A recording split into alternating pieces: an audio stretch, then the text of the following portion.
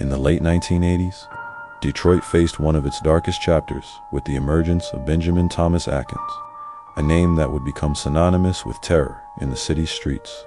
Known as the Woodward Corridor, unaliver, Atkins wasn't your typical serial unaliver. He was a young black adult, seemingly ordinary, but harbored an unfathomable darkness within. Growing up in a troubled environment, Atkins's early life was marked by abuse and instability, but nothing in his past could have prepared Detroit for what was to come. Between 1991 and 1992, he unleashed a reign of terror that would leave the city in shock and 11 families forever shattered.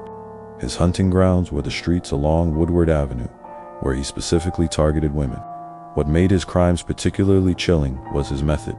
He would suffocate his victims, often leaving them in abandoned buildings, like forgotten pieces of a nightmare. The brutality of his attacks showed a complete disregard for human life, earning him a place among Michigan's most notorious unalivers. His victims were primarily women who lived on the margins of society, those struggling with addiction or homelessness. These were people who society had already partially forgotten, making them perfect targets for someone like Atkins. Each victim had a story, a life dreams that were brutally cut short by a man who showed no remorse. The breakthrough in the case came when investigators finally connected the dots between the seemingly unrelated When confronted, Atkins confessed to 11 unalivings, providing details only the assailant would know. In 1994, justice was served when he was sentenced to 11 life terms without the possibility of parole.